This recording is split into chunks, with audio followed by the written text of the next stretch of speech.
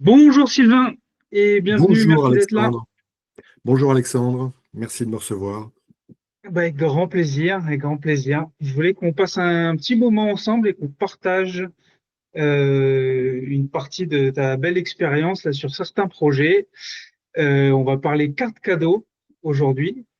Et avant de parler d'un projet IT carte cadeau, ce que je te propose, en quelques mots, quelques phrases, si tu veux bien te présenter. Ok, donc je suis Sylvain Biojo, je suis responsable projet applicatif, actuellement en poste au Parc Astérix.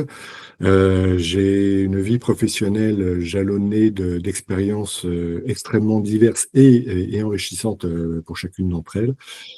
J'ai été tour à tour côté utilisateur en tant que responsable informatique dans une structure une structure immobilière. Puis j'ai été quelque part accaparé, absorbé par l'éditeur d'une solution qu'on avait choisie lors d'un appel d'offres pour devenir chef de projet de mise en place, donc côté éditeur cette fois-ci, mise en place de cette solution de gestion immobilière. Cette solution immobilière, j'ai été chef de projet pour eux pendant une bonne douzaine d'années. Puis, elle a vécu des heures complexes suite à la crise immobilière de 2008. Enfin, je vais passer des détails. Ensuite, j'ai basculé du côté de la prestation de services en tant que consultant pour diverses sociétés de placement de consultants, chefferie de projet, analyste, audit, mise en place de solutions, accompagnement de projets en souffrance. Puis, j'ai été recruté par des sociétés pour bosser pour des grands groupes automobiles, pour notamment mise en place de solutions de BI sur des projets d'envergure de type 2 ans et demi de mise en place. Et puis, je suis retourné à ma première amour, c'est-à-dire de l'autre côté de la barrière, c'est-à-dire côté utilisateur. Et donc, je suis revenu avec plaisir, avec bonheur et avec honneur pour travailler pour le parc Astérix. Ok, super. Et ben justement, moi, je veux profiter de ton expérience générale et surtout de ton savoir-faire sur la mise en place de cartes cadeaux. Et donc, pour le partager avec les gens qui vont regarder cette vidéo, ce que je te propose, c'est de développer un cas fictif Mhm. et puis de nous dire comment tu ferais, tes points de vigilance, etc. On le déroule. OK? Ok, Moi, je viens de voir, je suis patron d'un centre de vacances. Et d'accord. donc, dans mon centre de vacances, toi, j'ai de la chance, hein. Je passe toutes mes Commence années avec les fort. pieds dans l'eau. Donc, je suis directeur d'un centre de vacances ou propriétaire, peu importe les deux. Ouais, Je veux mettre en place une carte cadeau. Et dans mon centre de vacances, je veux bien entendu que cette carte cadeau soit compatible avec mes entrées payantes pour la piscine indoor, bien sûr. avec mes quelques restaurants, bien entendu avec la location des hôtels ou des moyens d'habitation. Et puis bien entendu que ce soit compatible avec côté vente physique et côté vente en ligne. Donc si Mhm. je le résume, parce que j'adore ce pitch, j'ai plein de points de vente. Donc je veux que ma carte cadeau soit vendue partout et qu'elle soit utilisable partout. C'est le pitch le plus simple de la Terre. Ah non, mais Est-ce que c'est pour autant le projet le plus simple de la Terre? Je te laisse alors, jouer la c'est là où pelote. c'est là où, propre au figuré, on retrouve ses manches, parce qu'effectivement, lorsqu'on est dans un canal, on va dire, assez vertical, de type, j'ai eu une marque de magasin de sport, par exemple, j'ai 150 points de vente en France. Une fois que c'est accepté dans un point de vente, c'est valable dans tous les autres par duplication de ton système d'information. Donc là, c'est plutôt assez simple. Le cas que tu me soumets est Ouais, beaucoup plus excuse-moi, intéressant. je fais une mini parenthèse. Et effectivement, pour être encore plus pédagogique, peut-être, je sais pas quel est le niveau de connaissance des gens qu'on aura en face de nous, enfin, qui écouteront la vidéo. Effectivement, comme tu disais, quand tu es dans une chaîne qui a 100, 150 magasins, en général, tu as le même outil de caisse partout. Donc, quand ça fonctionne avec ton outil de caisse, ça fonctionne de fait avec tous tes magasins. C'est exactement ça. Alors que lorsque tu es dans un système, on va dire, dans un écosystème plutôt que dans un système vertical, dans un écosystème varié tel que le cas de figure que tu me proposes, un camp de vacances, enfin un centre de vacances, tu te retrouves avec de multiples points de vente avec chacun leur propre système d'information qui peuvent ou pas dialoguer entre eux et qui peuvent ou pas accepter d'avoir quelque part qu'un outil transverse tel que la carte cadeau puisse être accepté comme à la fois être vendu en tant qu'objet, puisque c'est un cadeau, mais également comme moyen de paiement, puisque c'est un moyen de règlement qui doit être accepté dans tous les points de vente. Donc la vraie difficulté, c'est déjà de bien comprendre qu'on, quelle que soit la taille de ce type de projet, il faut prendre la mesure. Il faut vraiment voir le système d'information en tant que quel est le niveau d'adaptation que je vais devoir d'une part proposer et ensuite faire accepter par les différents prestataires. Ça se fait pas avec un chèque forcément, puisqu'il y a aussi des questions, on va dire, historiques pour chacun des prestataires. Tu peux très bien avoir un prestataire qui a déjà sa propre solution de carte cadeau et qui n'est pas franchement open pour en accepter un qui soit le générique et pas le sien. Donc, faut vraiment avoir une belle cartographie de ton système d'information, une belle cartographie des risques avec chacun d'entre eux. Il faut, en amont de tout ça, te dire, voilà, je pars à l'action sur une carte cadeau telle que tu l'as présentée. Après, il y a effectivement des questions, on va dire, idéologiques. Est-ce qu'elle est rechargeable? Quel est le montant mini? Quel est le montant maxi? Mais là, on est plutôt dans la sphère marketing.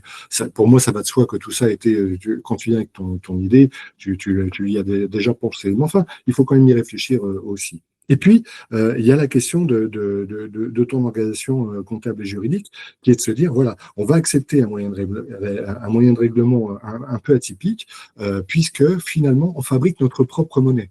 C'est-à-dire que tu crées un moyen d'encaissement que tu vas toi-même générer. Et là, il faut trouver en face de toi des interlocuteurs, on va dire, de back-office, très, qui n'hésitent pas à poser toutes leurs questions. Parce que le pire de tout dans ce genre de projet, c'est les croyances, en disant oui, ça peut ne pas marcher ou ça marchera jamais. Je veux pas que mes caissiers accèdent à Internet, donc j'ai pas envie que la carte cadeau que je vais développer leur donne un accès à Internet sous-jacent pour accepter une carte externe à mon entreprise. Enfin, il y a tout un tas de questions de l'acceptation et de comment ton projet va ou pas être quelque part être accepté par les autorités locales de différents services, mais surtout une carte cadeau nécessite, et là tu peux le mettre en gras dans ton projet, c'est l'accréditation. Si on ne te donne pas ce pouvoir de pouvoir transformer les choses et de pouvoir apporter des solutions à des gens qui sont forcément avec leurs croyances, eh bien, ça va être vraiment compliqué. Quand je parle de croyance, c'est pas péjoratif. On croit que, et ça te fabrique tout un tas de verrous qui ne te permettent pas et qui permettent pas aux personnes concernées, aux professionnels de haut niveau que tu as en face de toi, de pouvoir ouvrir ses chakras pour se dire, et si on pouvait faire autrement? Comptablement, la carte cadeau, c'est finalement, enfin, une carte cadeau, de façon générique, euh, c'est un paiement d'avance quelque part, c'est-à-dire que c'est de l'argent qui n'est pas au moment de la qui ne va pas être, on va dire, du chiffre d'affaires au moment de la vente de la carte, mais au moment de sa consommation. Et là, c'est un paradigme véritablement important à faire comprendre aux différents services, que ce soit le directeur général, mais les directions juridiques ou les directions financières, enfin, et même le contrôle de gestion. Donc, toute cette sphère doit bien comprendre que la carte cadeau va changer un petit peu leur façon de percevoir qu'est-ce qu'un produit que l'on vend et qu'est-ce qu'un produit que l'on va encaisser. Donc, il y a vraiment cette notion de communication. Oui. En comptabilité, j'ai plus tous les trucs, mais pour s'il y a des spécialistes, en gros, tu vas l'avoir deux fois en compta. Tu vas l'avoir au moment de ta vente. C'est quoi? C'est un genre de produit constaté d'avance ou un truc comme ça? Exactement ça, c'est un produit constaté d'avance, c'est un PCA en fait, c'est de l'argent que tu vas mettre en réserve pour une valeur que le client va définir. Alors, soit le montant est libre, soit le montant est préétabli, mais de toute façon, tu vas mettre cet argent quelque part dans une réserve et c'est dans cette réserve que tu vas piocher lorsque tu fais l'encaissement Ok. pour Et faire pour court. moi, en tant que patron, c'est hyper intéressant parce que du coup, même si c'est pas comptabilisé encore comme du chiffre d'affaires, puisqu'il sera du chiffre d'affaires à la consommation ou à la date de péremption de la carte, néanmoins, ça me fait un flux de trésorerie d'avance, puisque les gens auront dépensé 50, 100, 500 euros, qui, moi, m'aura coûté rien ou pas grand-chose, en tout cas. Et d'autant plus que tu vas pas constater ta TVA lorsqu'il va acheter sa carte, puisque tu ne sais pas avec quoi avec quoi il va la consommer. Enfin, qu'est-ce qu'il va acheter avec sa carte. Et donc, tu peux très bien avoir de TVA à 5, 10, 20, enfin, peu importe les taux. Et là, c'est au moment où il va véritablement consommer sa carte que tu vas pouvoir déclencher l'opération de TVA, c'est-à-dire de chiffre d'affaires, qui va te permettre d'être au plus juste par rapport à la carte. Parce que si tu vends une carte cadeau à 50 avec 20% de TVA, toi-même, tu te voles s'il fait que des achats à 10% de TVA. Exact. Voilà, en tant que patron. Donc, la carte cadeau nécessite donc plusieurs prises en compte et les zones de risque sont les suivantes, c'est-à-dire est-ce que je vais pouvoir contrôler l'ensemble de ma chaîne informatique autour de cette carte cadeau. Tu vas choisir un prestataire, en général, qui va être externe. Tu ne vas pas fabriquer toi-même ta propre génération de code de carte cadeau, puisque finalement, c'est une sorte de code barre, hein, ta carte cadeau, sur lequel les flux vont dialoguer. Donc, il va falloir mettre en place un système pyramidal avec l'ensemble enfin, plutôt conique, hein, avec l'ensemble de tes systèmes d'information qui vont dialoguer avec un interlocuteur unique, parce qu'effectivement, ta carte cadeau doit être diffusable et acceptée partout et en temps réel, c'est-à-dire que si tu pars du principe que ta carte cadeau, telle qu'on l'a fait souvent, c'est-à-dire elle est anonyme et duplicable à volonté, parce que finalement, c'est une réserve d'argent que tu peux partager avec ta femme et tes enfants en tant que client, ça veut dire qu'au même moment, si chacun l'a sur son téléphone, ils doivent pouvoir consommer, mais ne pas voler la carte, c'est-à-dire que si elle vaut 50 euros, l'ensemble des sommes à l'instant T doivent respecter ce solde de 50 euros. Donc on a un dialogue en temps réel avec les systèmes d'information. Et là, c'est passionnant, parce que ça veut dire que tous tes systèmes d'information, il faut que tu les fasses monter au diapason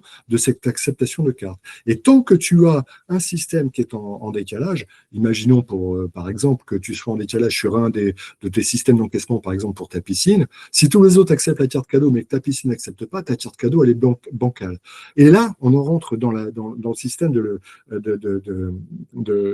l'adaptation, c'est-à-dire qu'y compris en tant que chefferie de projet, tu dois être en capacité de pouvoir faire comprendre que ça va arriver par rapport à ta piscine, parce que le développeur de ton logiciel d'encaissement de piscine prend un peu de retard, mais ça n'empêche pas la carte cadeau de pouvoir vivre avec un bon dialogue marketing autour, de pouvoir commencer à vivre sa vie et être pertinente pour les boutiques, les restaurants, le cinéma s'il est un peu payant, enfin tout, ou la location de vélo, peu importe. L'ensemble de ton écosystème va vivre, mais tu peux avoir un maillon faible. Alors évidemment, on peut se dire, oui, mais tant qu'il y a un maillon faible, je ne déclenche pas ma vente de carte cadeau. Tu peux raisonner en tout ou rien, mais c'est quand même absurde. Autant y aller avec vraiment l'adaptation. Et c'est aussi un moyen de validation de toute ta chaîne autour de ce qui ne marche pas encore, pour pouvoir être sûr que lorsque la chaîne qui va être complète avec ton éditeur de logiciel d'encaissement de billets de piscine, lorsque celui-ci sera opérationnel, bah, l'ensemble de la chaîne sera complète. Donc, pour Alors, résumer, Sylvain, prenons 3 secondes justement, si on reprend exactement mon exemple. Donc, ouais. ce que tu es en train de dire, moi j'entends deux choses qui sont importantes qu'on peut un tout petit peu détailler. Il y a le tout ou rien ou pas tout ou rien, et il y a la compatibilité, l'adaptabilité, adaptation, si tu as dit, Mm, avec les systèmes d'information. Donc concrètement, si je reprends mon cas, moi, ma carte cadeau, elle doit être vendue sur le web, mm, utilisable dans mon système d'hôtellerie, dans ma restauration mm. et dans ma petite boutique, ainsi qu'à ma piscine. Donc ça veut dire que chaque type de vente que je viens de nommer là, c'est un système d'information. Donc, à chaque fois, je dois faire une adaptation avec l'éditeur pour Oui, chaque système d'information. Pour mon système de PMS pour l'hôtellerie, pour mon système de POS de vente physique pour chaque point de vente, mm, mm. et pour mes sites web également. C'est bien Exactement. ça? Exactement. Et là, en Alors, termes d'adaptation, tu as quoi faire concrètement dedans? Tu as bah, des interfaces, j'imagine? tu as effectivement de l'interface, parce que tout ça va se faire par API. Il n'est pas question d'imaginer des fichiers plats avec un export toutes les 5 minutes. Et là, forcément, on doit être en temps réel, donc forcément Exact. en API. Donc là déjà, ça veut dire que tu dois avoir des éditeurs de solutions de POS qui doivent être en capacité de pouvoir ouvrir leur chakra et de dialoguer avec ton fournisseur de code externe.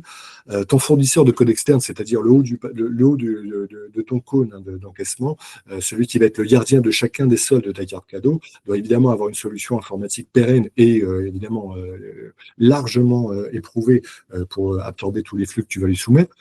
Donc, vraiment, pour ne pas les nommer, il y a des leaders sur le marché français qui sont véritablement des champions des flux et de maximiser l'ensemble des flux de tous leurs clients. Donc, autant prendre les meilleurs, en l'occurrence. Je ferme la Pas pour parenthèse. l'éditeur de cartes cadeaux, là? Ouais, pour l'éditeur de cartes cadeaux, oui. Il Moi, faut moi, vraiment sur ce travailler. côté-là, si tu as bossé avec un qui t'a plu, j'ai pas de problème à lui faire de la pub gratuite, hein. Donc, si tu Alors, veux m'aider, je le dis très tranquillement. On a bossé avec One Prepaid au parc Astérix et on a affaire à des véritables professionnels. Et vraiment, ils ont été à la fois accompagnants, aidants, éclairants et avec une technologie largement éprouvée. C'est à la fois les plus anciens et les plus gros du marché français. Et c'est ceux qui fonctionnent. Et en plus, les moins chers. Donc, vraiment, bon, je ferme ma parenthèse publicitaire. Mais bon, une carte cadeau, c'est non, mais vraiment. quand on bosse avec des mecs qui ont été Ah oui. fiables et intéressants, autant leur faire une petite pub gratuite, c'est avec grand plaisir. Exactement. Donc, sur ce type de projet, c'est véritablement plusieurs. J'appelle ça les 4 A d'une bonne chefferie de projet, qui est valable un peu partout, quel que soit le projet finalement. C'est accréditation. Et il faut pouvoir bouleverser à la fois les mentalités, les structures, et y compris les croyances et quelque part certaines règles de gestion qui doivent peut-être bouger parce que la solution va prendre une place qui n'est pas forcément bien perçue au début. Adaptation, puisqu'il faut vraiment adapter tous tes systèmes d'information pour mettre en place des nouveaux flux et des nouvelles cartographies de logiciels, des nouvelles types d'interfaces, et puis adaptation, y compris de tes propres façons de vendre et de communiquer. Acceptation. Il faut que clairement tu penses ton projet, et notamment pour la carte cadeau, on est allé loin, et il faut aller loin. C'est-à-dire que pour être totalement transparent, lorsque tu mets une carte cadeau, il y a le risque effectivement que ça génère des conflits avec tes visiteurs, avec tes visiteurs de ton parc de loisirs, pour aller au bout de cet exemple. Si il est persuadé qu'il lui reste de l'argent et que c'est l'opérateur qui lui dit non monsieur, votre carte cadeau elle est vide, il y a conflit. Par contre, si c'est le système d'encaissement qui dit solde à zéro, il y a beaucoup moins de conflits d'un seul coup. Donc, ça fait partie des choses sur lesquelles moi j'insiste, c'est qu'il faut vraiment penser la carte cadeau à ce que pour tes opérateurs, ça soit de la crème à la vanille, quoi. Enfin, faut vraiment que ça Alors, soit limpide et lisse. Il ne faut pas qu'il y ait de risque de collusion et d'affrontement avec les clients sur ces sujets-là. alors, concrètement, moi, je veux bien qu'on cite un peu là, parce que moi, dans mon centre de vacances, quel est le personnel que je vais devoir mettre, que soit toi tu vas devoir rencontrer si tu gérais le projet, ou soit je vais devoir mettre autour de table pour sensibiliser les gens. J'ai l'impression que vu de loin, ça concerne quasiment tout le monde, puisque ça va concerner mes responsables, ça Mhm. va concerner euh, tous mes caissiers en fait. Bien sûr, bien sûr. Ils vont d'une part se retrouver face à quelque chose qu'ils utilisent dans leur vie, mais donc il faut aussi quelque part que ça soit fluide et limpide pour les caissiers, pour les utilisateurs d'opérateurs, enfin de systèmes d'encaissement.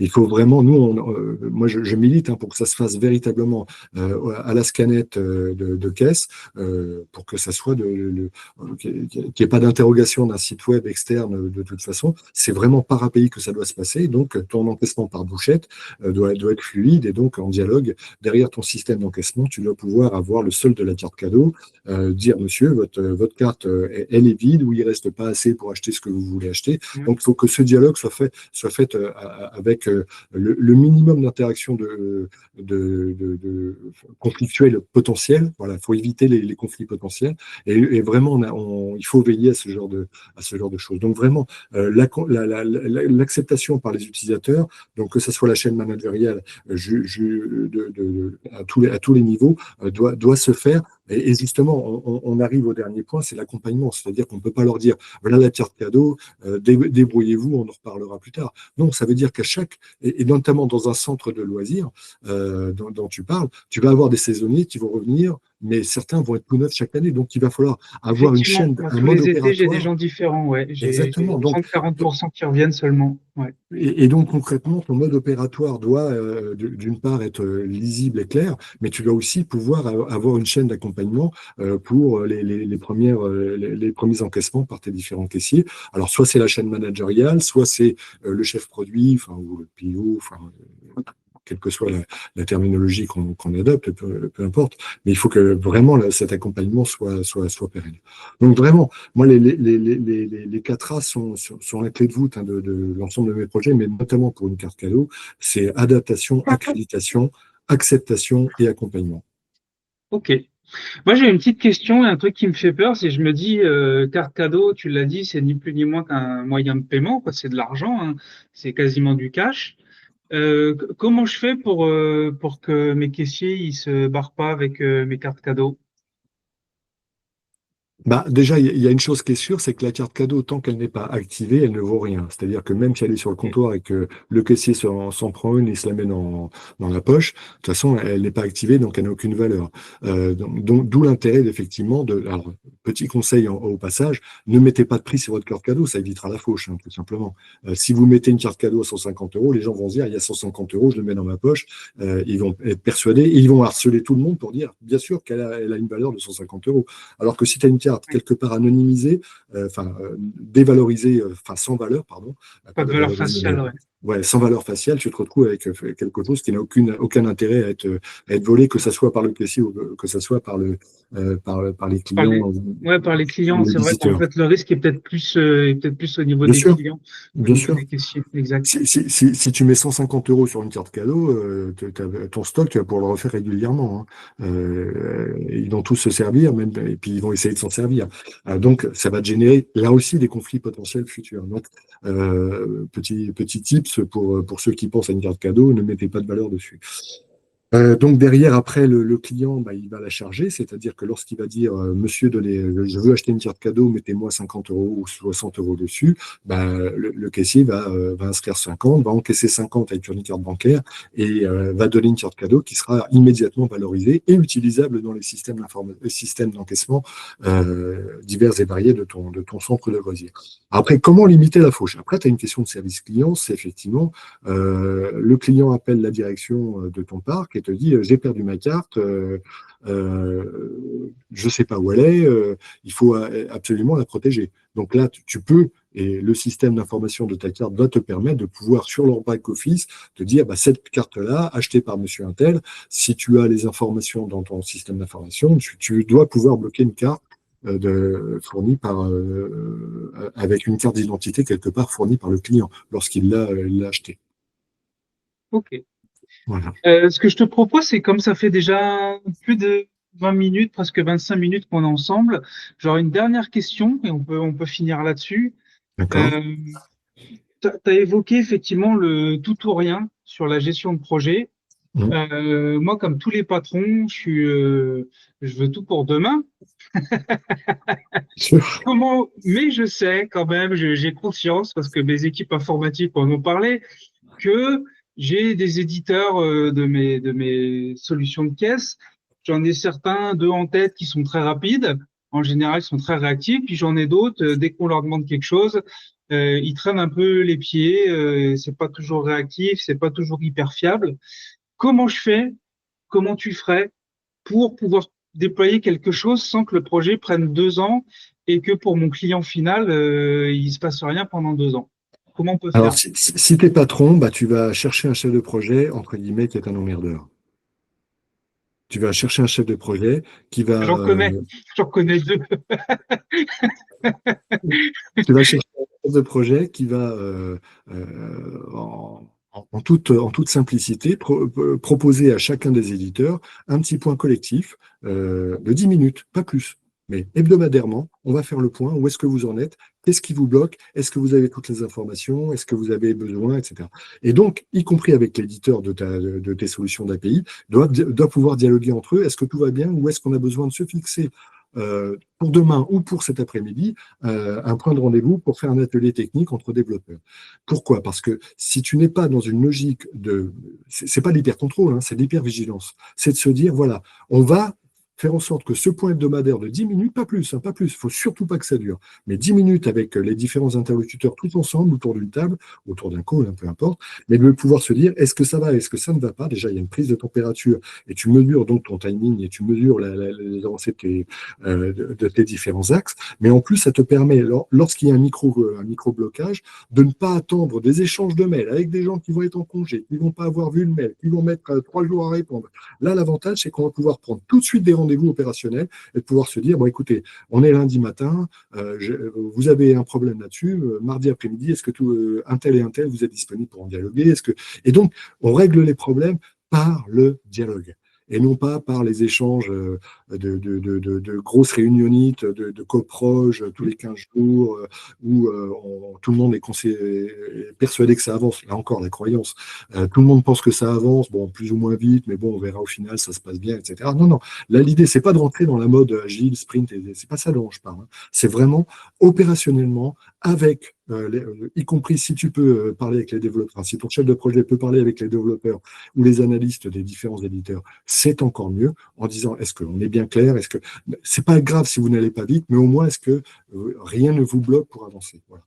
Donc, cette gestion du temps, si tu es un patron qui veut que ça avance, bah, il faut à un moment donné mettre tout le monde autour de la table de façon régulière. Donc, avoir quelqu'un, un coordinateur de ton projet qui va être un peu intrusif, mais qui va être en toute simplicité, non pas pour faire des beaux tableaux de bord avec des cases faits à faire, mais vraiment de pouvoir avoir un dialogue constant. Deuxième chose, tu vas devoir aussi, en tant que patron, gérer dans tes services les différents. Euh, chaque service est déjà occupé à 100%, je te fais confiance. Hein. Donc, si tu leur rajoutes un projet transverse, tu vas leur rajouter une complexité qu'ils n'attendent pas et dont ils n'ont pas forcément envie.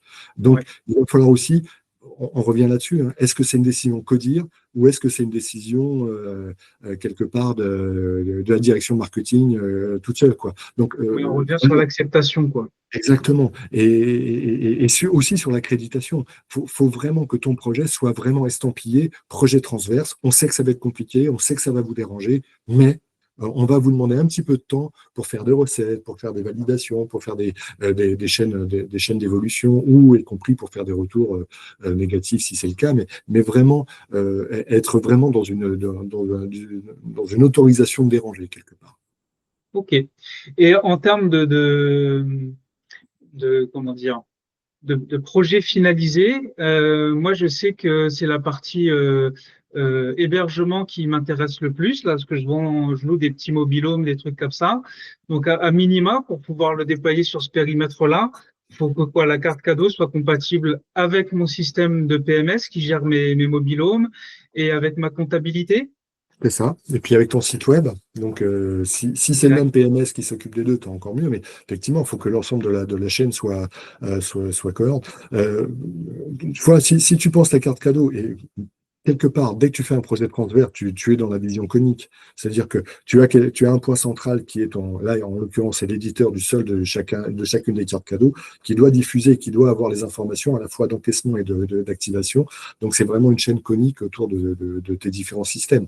Eux-mêmes étant dans un cercle où ils dialoguent déjà peu ou prou ensemble entre ton hébergement, ta compta, ta billetterie de piscine. Donc, on est dans un système où déjà des choses se font. Donc, il faut arriver avec un angle plutôt conique que sphérique, en fait. Ouais, ouais. Et je pense que c'est le beau mot de la fin. C'est pour ça que je voulais qu'on en parle ensemble, parce que bon, bah, même si je pose des questions simples, j'ai eu l'occasion de voir un peu comment ça marchait côté informatique. Et j'aime beaucoup ce genre de projet parce que je trouve qu'il est très représentatif du monde moderne, du Mm. système d'information. C'est-à-dire que si j'explique de manière simple et bête ce truc-là, c'est qu'effectivement, on dit système d'information, mais on comprend pas toujours ce que ça veut dire. C'est-à-dire qu'en fait, tu as plein de systèmes qui transfèrent des informations les unes aux autres. c'est plus des logiciels pour la compta, pour le truc, pour le machin. C'est effectivement, il y a des outils pour chaque métier, mais tous ces outils doivent communiquer ensemble déjà de manière classique. Et là, la carte cadeau met le focus encore plus là-dessus parce que cette carte cadeau, quand on est dans un groupe avec plusieurs types de ventes, là, on fait la carte cadeau fait quasiment le tour de tout le circuit de, de ton système d'information, quoi. Clairement, puis c'est du business, quoi. Donc effectivement, là on parle d'argent, hein. C'est Ouais, pas simplement je mets en place un nouveau serveur ou une nouvelle messagerie, quoi. On est exact, vraiment au cœur du business et donc à un moment donné, faut que ça passe, quoi. exactement. OK. Est-ce que tu as un petit quelque chose à rajouter avant qu'on clôture l'entretien? Non, non, ce genre, enfin, oui, juste un petit point, c'est que ce genre de projet, il faut le penser à la fois transverse et il faut le penser pour l'utilisateur le final le plus évident pour lui. Il faut vraiment aller chercher la simplification pour l'utilisateur final. Alors, évidemment, plus on simplifie pour l'utilisateur final, c'est-à-dire le caissier ou pour le client, plus parfois ça complexifie dans les sphères de back-office, c'est clair. Mais c'est le jeu. Voilà. Ouais, ouais. Et je rajouterais un tout petit truc, c'est qu'effectivement, c'est que sur ce genre de projet, il faut vraiment mettre un bon chef de projet parce que à la fois la carte cadeau bah, va mettre en œuvre plein de parties du système d'information, mais aussi pour mettre en œuvre cette carte cadeau, ça va nécessiter toutes les compétences d'un bon chef de projet. Comme tu l'as dit, c'est faut savoir dialoguer avec les techniciens, puis des techniciens de plusieurs sociétés. Faut savoir faire de l'accompagnement au changement. Faut savoir penser le truc pour que ce soit simple pour le client. Faut savoir gérer les risques, faut savoir gérer, anticiper les problèmes comptables avec bien sûr les spécialistes. Donc là-dessus, on peut pas se permettre de mettre quelqu'un de trop junior ou de quelqu'un qui a des limites, quoi. Ah bah clairement, parce que si tu mets quelqu'un qui a peur en tant que chefferie de projet, tu te retrouves avec quelqu'un qui dit bah, pour des questions de TVA, c'est pas possible, que ça peut pas marcher.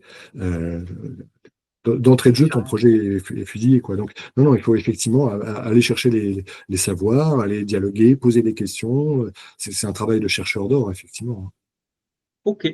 Bon, mais en tout cas, un très très grand merci, Sylvain. C'était un vrai plaisir et merci d'avoir partagé toutes ces infos. J'espère que ça servira à d'autres.